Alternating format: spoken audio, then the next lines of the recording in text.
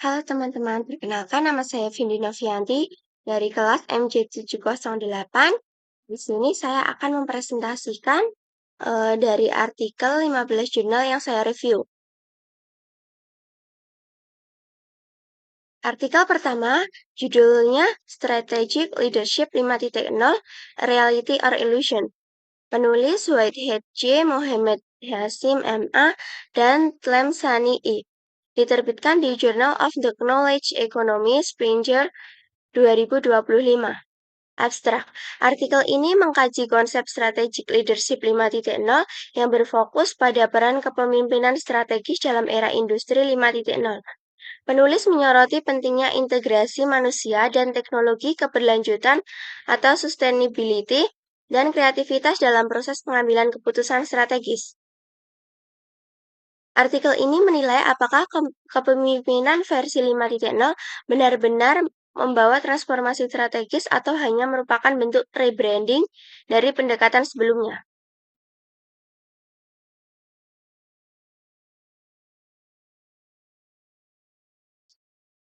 Latar belakang masalah, perkembangan teknologi dan digitalisasi global telah mengubah secara fundamental cara organisasi beroperasi dan bersaing.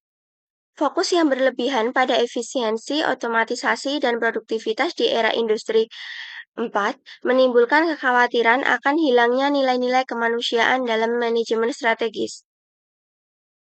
Menanggapi tantangan ini, muncul konsep Industri 5 yang menekankan pentingnya kolaborasi antara manusia dan mesin untuk menciptakan nilai yang berkelanjutan. Dalam konteks ini, kepemimpinan strategik diharapkan mampu mengintegrasikan teknologi dengan empati, kreativitas, dan keberlanjutan organisasi. Artikel ini berupaya menguraikan bagaimana strategic leadership 5 menjadi paradigma baru yang menempatkan manusia kembali sebagai pusat inovasi strategis dan menilai apakah konsep tersebut merupakan transformasi nyata atau sekedar penyempurnaan dari model kepemimpinan sebelumnya.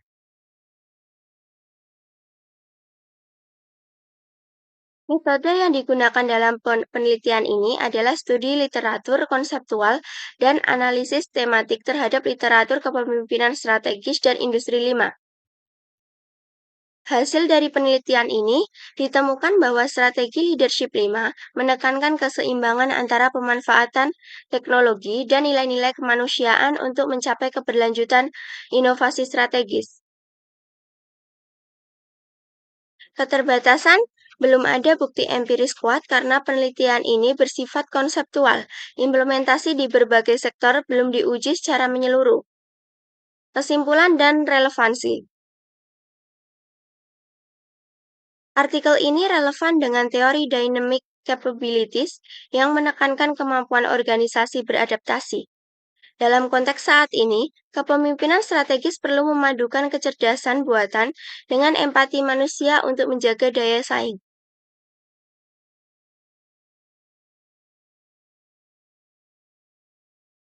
Lanjut ke artikel 2 dengan judul Integrating Strategic Management into Academic Administration, Enhancing Institutional Performance in Universities. Penulis Asbari M, Pramono T, Cidir G, Kumoro D. FC, dan Shirin E. Diterbitkan di Indonesia Journal of Management and Economy Research tahun 2025. Penelitian ini membahas penerapan manajemen strategik di lingkungan akademik dan bagaimana integrasinya dapat meningkatkan kinerja lembaga pendidikan tinggi. Fokus utamanya adalah pentingnya keselarasan strategi dengan struktur organisasi dan sistem administrasi untuk memperkuat kinerja universitas.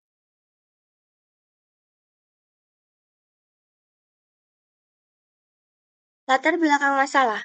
Persaingan antar perguruan tinggi semakin meningkat seiring dengan tuntutan globalisasi, akreditasi internasional, dan juga percepatan transformasi digital.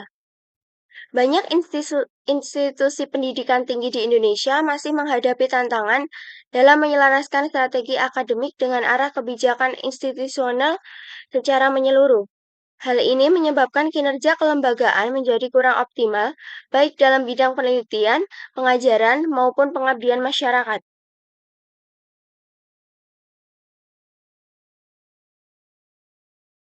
Penerapan strategik di lingkungan universitas menjadi sangat penting untuk memastikan setiap keputusan administrasi dan akademik selaras dengan visi dan misi lembaga. Melalui integrasi manajemen strategi ke dalam sistem administrasi akademik, universitas diharapkan mampu meningkatkan efektivitas operasional, produktivitas dosen dan staf, serta kualitas layanan pendidikan secara berkelanjutan. Metode yang digunakan: pendekatan kuantitatif dengan survei terhadap pimpinan universitas dan analisis regresi untuk menilai pengaruh penerapan strategi terhadap kinerja institusi. Hasil dari penelitian ini adalah integrasi manajemen strategi dengan administrasi akademik meningkatkan efektivitas organisasi, kualitas layanan, dan kepuasan pemangku kepentingan. Keterbatasannya, responden terbatas pada institusi di Indonesia. Hasil mungkin berbeda untuk universitas di negara lain. Kesimpulan dan relevansi. Artikel ini memperkuat teori strategi fit dan pandangan Chandler bahwa struktur organisasi harus menyesuaikan strategi. Dalam fenomena saat ini, universitas perlu mengelola strategi berbasis data dan kolaborasi digital.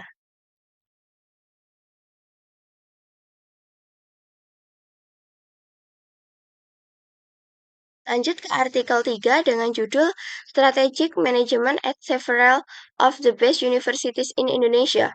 Penulisnya Padma Kusuma RR, Kusuma RWR, dan Ismail S. Diterbitkan di Jurnal Ekuitas tahun 2024.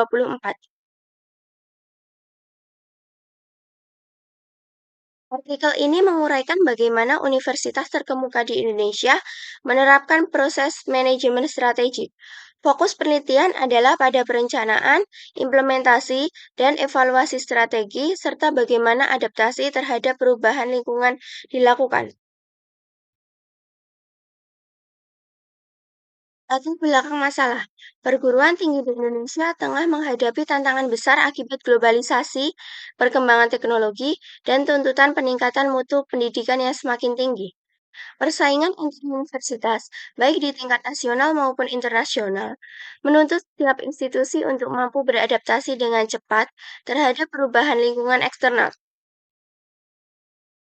Dalam konteks ini, penerapan manajemen strategik menjadi hal yang sangat krusial guna memastikan arah pengembangan universitas tetap sejalan dengan visi dan misi jangka panjangnya.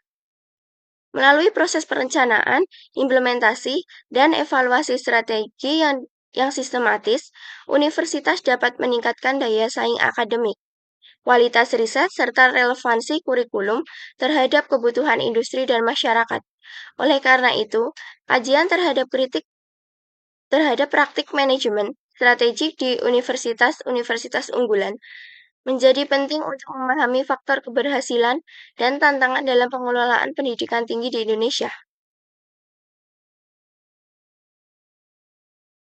Metode yang digunakan adalah studi kualitatif melalui wawancara mendalam dan analisis dokumen strategi dari beberapa universitas terpilih. Hasil dari penelitian ini adalah universitas yang memiliki sistem perencanaan strategik yang baik, menunjukkan kinerja akademik dan reputasi yang lebih tinggi. Keterbatasannya, jumlah universitas yang diteliti terbatas, sehingga generalisasi hasil masih terbatas. Kesimpulan dan relevansi. Penelitian mendukung teori Porter tentang pentingnya analisis lingkungan atau SWOT untuk menentukan strategi yang efektif. Saat ini, universitas juga harus mempertimbangkan faktor digitalisasi dan inovasi dalam strategi mereka. Lanjut ke artikel 4 dengan judul The Impact of Strategic Planning and Strategic Thinking on Crisis Management. Penulis Said S.A., Azam K.O., Faraj S.M., Mustafa N.A., dan Osman I.L.N. Diterbitkan di Jurnal Manajemen Strategik dan Simulasi Bisnis tahun 2025. Abstrak. Penelitian ini menilai hubungan antara perencanaan strategik dan pemikiran strategik terhadap efektivitas manajemen krisis. Temuan menunjukkan bahwa kedua faktor tersebut berpengaruh signifikan terhadap kemampuan organisasi merespons krisis dengan cepat dan efisien. Latar belakang masalah, krisis global seperti pandemi COVID-19, fluktuasi ekonomi, dan disrupsi teknologi telah menguji kemampuan organisasi dalam mempertahankan stabilitas dan keberlanjutan operasionalnya. Banyak organisasi tidak siap menghadapi perubahan mendadak karena terlalu bergantung pada perencanaan strategis yang kaku tanpa mengembangkan kapasitas berpikir strategik yang adaptif. Dalam situasi yang kompleks dan tidak pasti, diperlukan perpaduan antara strategic planning yang terstruktur dan strategic thinking yang kreatif untuk menciptakan respons yang cepat, inovatif, dan efektif terhadap krisis. Artikel ini berupaya mengkaji bagaimana kedua elemen tersebut saling melengkapi dalam mendukung manajemen krisis yang tangguh. Dengan memahami hubungan antara perencanaan dan pemikiran strategik, organisasi dapat meningkatkan kemampuan mitigasi risiko serta ketahanan jangka panjang di tengah dinamika lingkungan bisnis yang semakin tidak menentu. Metode yang digunakan adalah pendekatan kuantitatif dengan survei dan analisis statistik pada beberapa organisasi sektor publik dan swasta. Hasil dari penelitian ini adalah kombinasi strategic planning dan strategic thinking meningkatkan kemampuan organisasi menghadapi dan memulihkan diri dari krisis. Keterbatasannya, penelitian ini terbatas pada organisasi di wilayah tertentu, tidak semua sektor dianalisis. Kesimpulan dan relevansi. Artikel ini memperkuat teori adaptive strategic management yang menekankan pentingnya respon cepat terhadap perubahan lingkungan. Dalam konteks ini, hal ini relevan untuk menghadapi krisis global dan ketidakpastian ekonomi. Artikel 5 dengan judul The Role of Strategic Management in Enhancing University Performance in Indonesia. A SLR Approach, penulis MUISI, diterbitkan di International Journal of Advanced Multidisciplinary tahun 2025. Abstrak penelitian ini merupakan systematic literature review yang menganalisis hubungan antara penerapan manajemen strategik dan peningkatan kinerja universitas di Indonesia. Artikel mengidentifikasi faktor-faktor strategik yang berkontribusi terhadap keunggulan kompetitif lembaga pendidikan tinggi. Latar belakang masalah. Perguruan tinggi di Indonesia menghadapi tekanan global untuk meningkatkan mutu akademik, inovasi riset, serta relevansi lulusan terhadap kebutuhan industri. Dinamika perubahan kebijakan pendidikan, kemajuan teknologi digital, dan tuntutan akreditasi internasional menuntut universitas memiliki strategi pengelolaan yang adaptif dan berorientasi jangka panjang. Namun, masih banyak institusi pendidikan tinggi yang belum menerapkan manajemen strategik secara sistematis, sehingga pengelolaan sumber daya dan pencapaian tujuan organisasi menjadi kurang optimal. Kurangnya perencanaan strategis yang terintegrasi seringkali menyebabkan rendahnya efisiensi, kolaborasi, dan inovasi di lingkungan kampus. Oleh karena itu, penelitian ini meninjau secara komprehensif peran manajemen strategik dalam meningkatkan kinerja universitas di Indonesia melalui pendekatan systematic literature review untuk mengidentifikasi faktor-faktor strategi penentu keunggulan kompetitif institusi pendidikan tinggi. Metode yang digunakan adalah Systematic Literature Review atau SLR terhadap 45 artikel publikasi nasional dan internasional yang relevan. Hasilnya adalah penerapan manajemen strategik berkontribusi signifikan terhadap peningkatan kinerja, kualitas layanan, dan adaptabilitas universitas. Keterbatasan. Hasil bersifat deskriptif karena berbasis pada literatur, tidak ada data empiris primer. Kesimpulan dan relevansi. Artikel ini mendukung teori strategic control dan competitive advantage bahwa strategi yang terukur dan berorientasi hasil dapat meningkatkan posisi kompetitif universitas.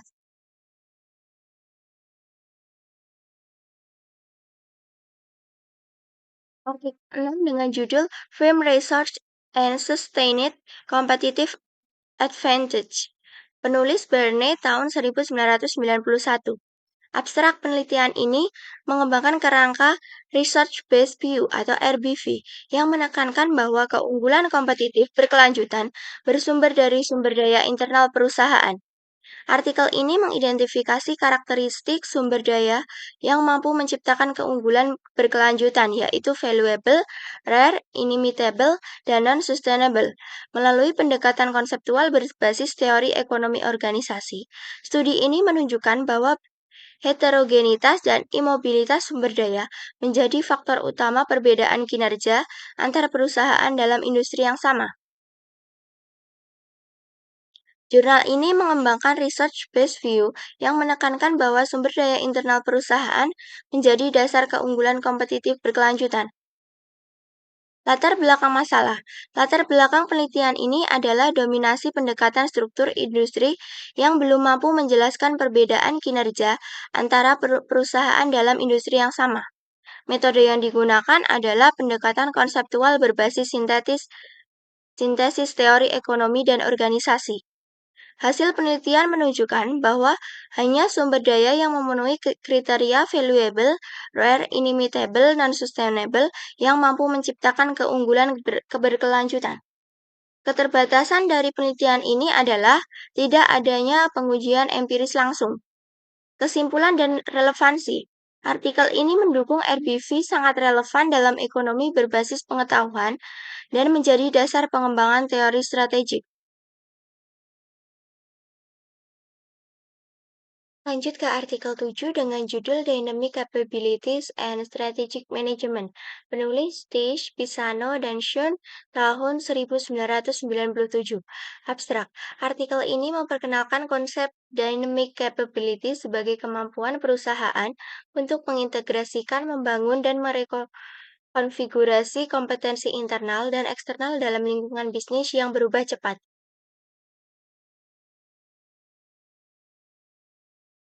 Latar belakang masalah. Studi ini menekankan pentingnya kemampuan sensing peluang, seizing peluang, dan transforming organisasi sebagai dasar keunggulan kompetitif dalam industri dinamis, khususnya teknologi. Dilatar belakangi oleh kelemahan RBV yang dianggap statis, penelitian ini menggunakan pendekatan konseptual dan studi literatur. Studi literatur konseptual dan analisis tematik terhadap sistem RBV. Hasil penelitian menunjukkan bahwa pentingnya kemampuan merasakan peluang dan ancaman baru atau sensing, merebut peluang baru melalui desain model bisnis dan investasi strategis atau seizing, dan mengubah atau mengkonfigurasi ulang model bisnis dan strategi yang ada atau transforming. Keterbatasan. Keterbatasan penelitian ini adalah sulitnya pengukuran empiris kapabilitas dinamis. Hal ini karena pengukuran empiris harus berdasarkan pengalaman atau pengamatan langsung, bukan hanya pada teori atau spekulasi semata. Kesimpulan dan relevansi. Teori ini sangat relevan bagi perusahaan teknologi dan startup. Hal ini karena dynamic capability dapat didefinisikan sebagai kemampuan perusahaan untuk mengintegrasikan, membangun, dan mengkonfigurasi ulang kompetensi internal dan eksternal untuk mengatasi lingkungan yang berubah dengan cepat. Artikel ke-8 dengan judul Competitive Strategy, penulis Porter tahun 1980. Abstrak, penelitian ini mengembangkan kerangka analisis struktur industri melalui model Five Force untuk menjelaskan tingkat profitabilitas dan daya saing perusahaan.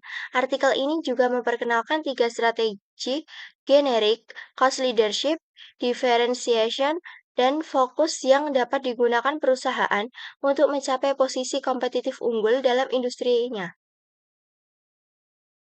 Artikel ini memperkenalkan Five Force dan strategi generik. Latar belakang masalah. Latar belakang masalah dari penelitian ini adalah kebutuhan analisis sistematis terhadap struktur industri. Metode yang digunakan adalah analisis konseptual berbasis studi industri. Hasil dari penelitian ini menunjukkan bahwa profitabilitas ditentukan oleh struktur persaingan industri. Keterbatasannya adalah kurang memperhatikan faktor internal perusahaan.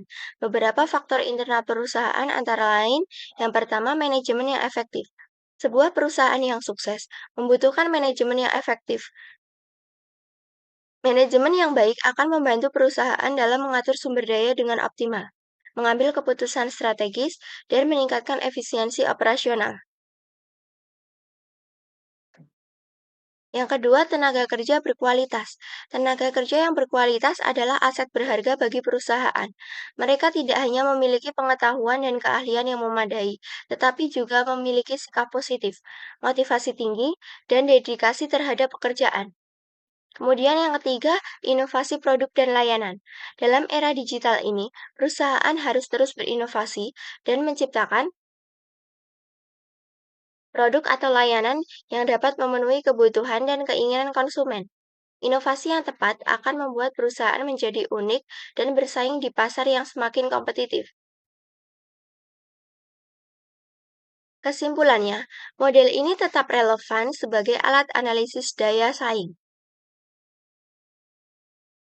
Artikel ke-9 dengan judul Exploration dan Exploitation in Organizational Learning. Penulis Marx tahun 1991. Abstrak. Studi ini membahas dilema organisasi dalam menyeimbangkan eksplorasi, inovasi, dan pencarian peluang baru, dan juga eksploitasi, efisiensi, dan optimalisasi sumber daya yang ada. Penelitian ini menunjukkan bahwa keberhasilan jangka panjang organisasi bergantung pada kemampuan mengelola keseimbangan kedua aktivitas tersebut dalam proses pembelajaran organisasi. Latar belakang masalah. Studi ini menekankan pentingnya kemampuan sensasi peluang, sensing peluang, dan transforming organisasi sebagai dasar keunggulan kompetitif dalam industri dinamis, khususnya teknologi, dilatar belakangi oleh kelemahan RBV yang dianggap statis.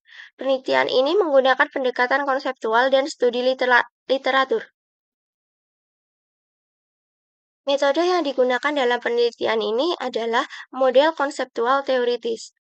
Hasil dari penelitian menunjukkan bahwa organisasi harus menyeimbangkan keduanya untuk keberlanjutan jangka panjang.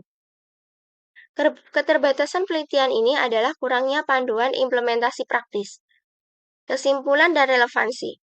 Kesimpulannya, konsep ini penting untuk digunakan dalam manajemen inovasi. Artikel 10 dengan judul What is Strategy, penulis Porter tahun 1996.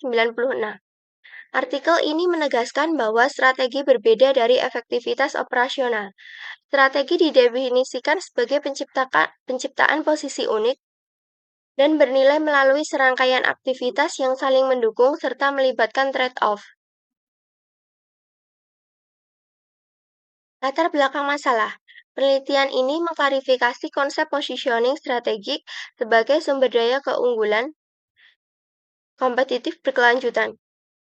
Metode yang digunakan adalah analisis konseptual berbasis praktik perusahaan. Hasil menunjukkan bahwa strategi melibatkan posisi unik dan trade-off aktivitas. Keterbatasan penelitian ini adalah tidak berbasis data kuantitatif. Kesimpulan, artikel ini dapat menjadi referensi utama dalam memahami positioning strategi. Artikel ke-11 dengan judul Blue Ocean Strategy, penulis Kim and Maubourne tahun 2004. Penelitian ini memperkenalkan konsep Blue Ocean Strategy yang mendorong perusahaan menciptakan ruang pasar baru tanpa pesaing langsung melalui inovasi nilai. Studi ini mengembangkan kerangka ERRC, yaitu Eliminate, Reduce, Rate, sebagai alat untuk merekonstruksi batas industri dan menciptakan permintaan baru. Latar belakang masalah.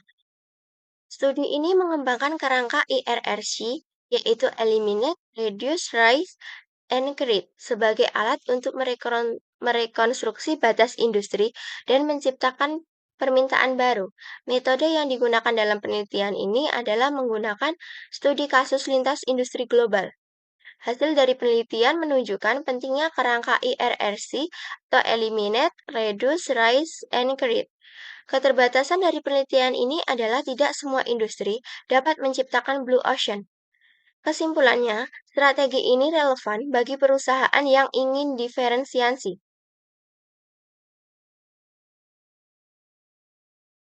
Artikel ke-12 dengan judul The Core Competence of the Corporation. Penulis Prahalad dan Hamel tahun 1990. Abstrak. Artikel ini mengemukakan konsep kompetensi inti sebagai kombinasi keterampilan dan teknologi yang memungkinkan perusahaan menciptakan nilai unik bagi pelanggan. Penelitian ini menekankan bahwa strategi korporasi harus berfokus pada pengembangan dan eksploitasi kompetensi inti untuk mempertahankan keunggulan jangka panjang. Latar belakang masalah. Penelitian ini menekankan pentingnya kompetensi inti dalam membangun keunggulan bersaing. Metode yang digunakan dalam penelitian ini adalah analisis konseptual dan studi perusahaan multinasional. Hasil menunjukkan bahwa kompetensi inti memungkinkan diversifikasi produk yang efektif. Keterbatasan dari penelitian ini adalah kesulitan identifikasi kompetensi inti secara objektif. Kesimpulannya, konsep ini penting dalam strategi korporasi. Artikel 13 dengan judul Strategi Respond to Environmental Turbulence. Penulis Ansaf tahun 1979. Latar belakang masalah. Penelitian ini membahas hubungan antara tingkat turbulensi lingkungan bisnis dan respon strategi organisasi. Studi ini menunjukkan bahwa kesesuaian antara strategi dan tingkat ketidakpastian lingkungan menentukan efektivitas kinerja perusahaan. Metode yang digunakan dalam penelitian ini adalah analisis konseptual.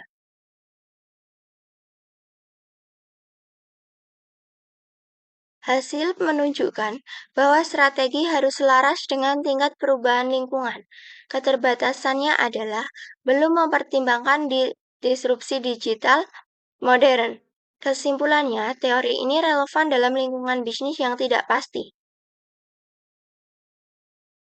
Artikel 14 dengan judul Absorptive Capacity.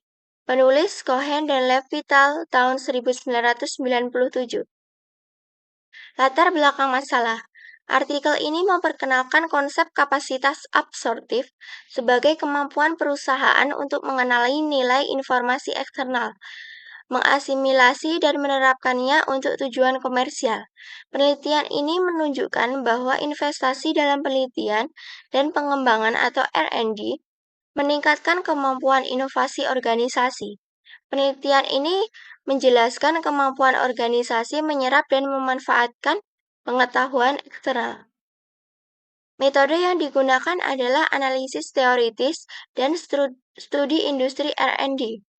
Hasil menunjukkan bahwa investasi pembelajaran meningkatkan inovasi. Keterbatasan dalam penelitian ini adalah hanya fokus pada industri teknologi. Kesimpulannya, konsep ini relevan dalam ekonomi berbasis pengetahuan. Artikel 15 dengan judul The Balance Scorecard. Penulis Kaplan dan Norton tahun 1992. Latar belakang masalah, penelitian ini mengembangkan sistem pengukuran kinerja strategik berbasis 4 perspektif, yaitu keuangan, pelanggan, proses bisnis internal, serta pembelajaran dan pertumbuhan. Studi ini menekankan bahwa pengukuran non-keuangan penting dalam menerjemahkan strategi ke dalam tindakan operasional yang terukur. Metode yang digunakan adalah studi kasus perusahaan besar. Hasil dari penelitian ini menunjukkan bahwa pengukuran non-keuangan penting dalam implementasi strategi. Keterbatasannya adalah komplektivitas implementasi. Kesimpulan dari penelitian ini, Balance Scorecard tetap relevan sebagai alat manajemen strategik modern. Sekian dari saya, kurang lebihnya mohon maaf. Terima kasih.